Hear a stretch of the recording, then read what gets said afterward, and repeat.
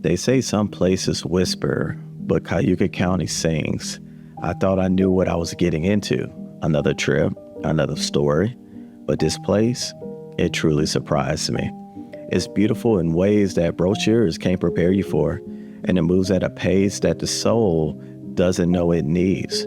Here the air is laced with stories, carried on the breeze across vineyard hills, drifting through gorges carved by time.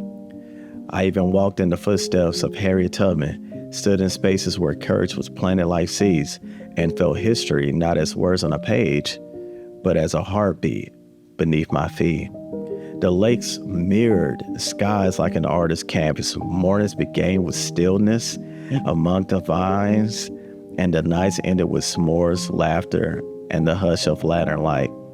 From the wild calls at Sterling Nature Center to the clink of glasses at Colloca Lakeside's vineyard, every moment felt intentional, alive, stitched together by the people who called this home. This is more than a destination. This is a change of pace, a reminder that sometimes the best part of the journey is finding something you didn't know you were looking for.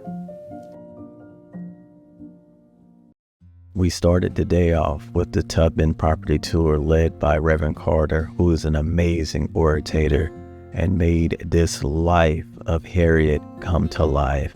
Everyone, and I mean everyone, is born free, and then they are enslaved by the people and or societies in which they lived. It has been estimated that somewhere between 95 and 105 million Africans lost their life. Many of them lost their lives traveling through Africa, north, south, and east, where they were herded up, shipped off on the west coast of Africa to the big house to do some babysitting.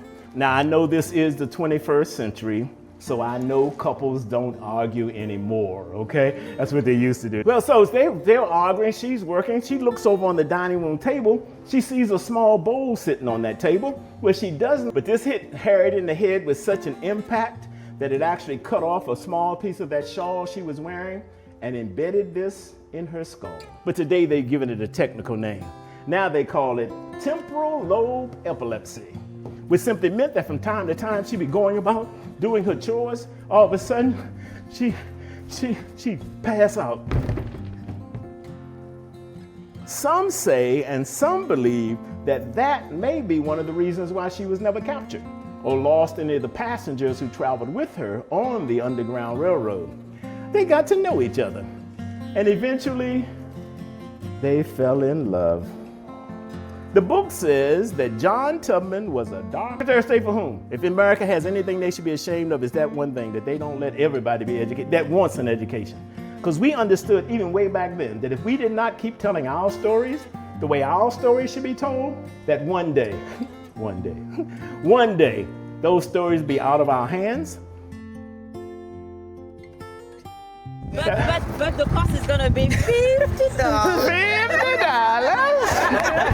But she did learn something, huh? They say that in the 30s they closed the facility down, and because they closed it down in the 30s, people who were in the neighborhood or neighbors actually would come on the property after it had been closed down, and with no one here to stop them, they stripped all the buildings, took all of the wood and clapboard off of those buildings. This is the only one we were able to save. Then we took a little drive and stepped into living history of the Howland family, tracing their powerful legacy across two remarkable sites in Sherwood, New York. Inside the 1837 Stone Store, once a bustling commercial hub and a stop of the Underground Railroad, rare artifacts whisper stories of freedom, resilience, and change. Among them, one of the largest known collection of suffrage posters, a testament to voices that refuse to be silenced. Just down the road, Opendore, the restored home of suffrage Isabel Howland, opens its doors to legacy of advocacy, reform, and a family unwavering fight for equality.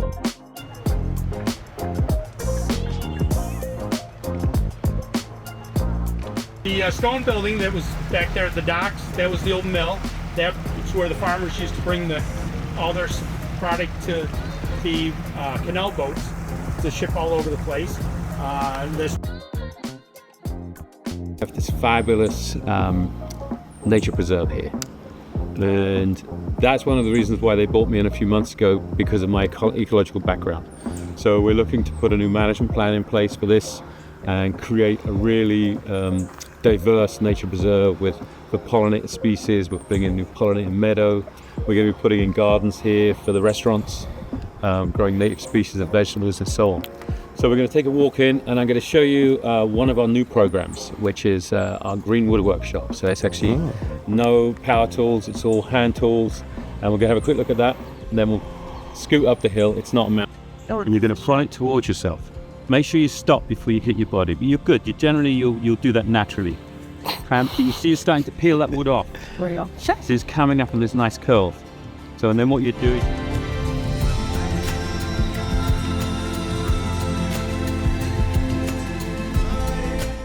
Odd's job, a job that's done poorly or partially done.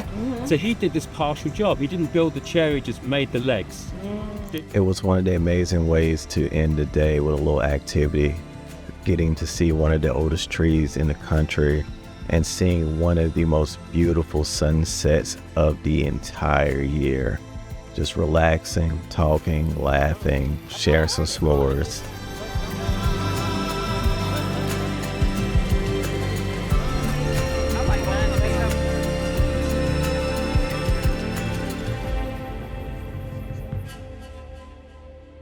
My name is Brittany Lane. I'm the lead park ranger here at Harriet Tubman National Historical Park. So this Thompson Memorial AME Zion Church was the church that Harriet Tubman helped to fundraise for. Not only did she help to fundraise for it, she attended this church, and then also this is where her funeral was held. How many of you all have ever thought about, why did Harriet Tubman choose Auburn? Has anybody ever thought about that? However, those first 7 acres were the farm, so that was a way for her to gain and build subsistence, if you will. So with those 7 acres, she purchased that from William Seward and Francis Seward. It was really Francis Seward's land and property, which was something that was monumental at the time anyway, because 2 women being able to do that, of course, because there was important to have a space where Black people could feel safe, could be able to be a social hub, to learn about what's going on within the community. We had a relaxing time at the Sterling Nature Center, learning about the fauna, the flora, the different animals, and, you know, getting to see Lake Ontario. Man, that was crazy, man, because you would think that was an ocean. And then we got a little exercise in at the Havens Bike. This was a little sad part for me when my drone did something crazy, and I basically lost all my footage from the trip. So enjoy this good clip, because there's only like 1 or 2. And we just headed right upstairs to the winery, Colloca. There we go. Colloca Estate Winery. Running through the vineyard. And we had some dinner, there was some wine tasting. Bottled this wine for his wife Mindy's 40th birthday, which is why it's called Mindy's Giggle Juice. And this is mostly Riesling with little Cabernet Franc.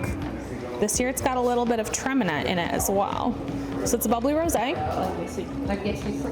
I would call this a slightly sweet wine. I don't think I forgot about the food for this trip. I have another video dedicated specifically for that. But let's shift gears a little bit. Go ahead and like, comment, subscribe if you haven't. If you're getting value, I appreciate everything. But one of the things that I was looking forward to most is this hike.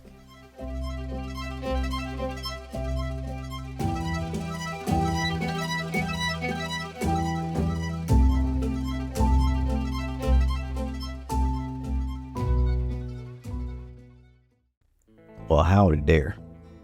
We're out here wagon riding, going through the stables, horseback riding. Had to get on the ranch and get on the horse ride. And it was a great time as well to end off all our adventures, hiking and trekking via horse. And then we had our farewell dinner with the community and leaders.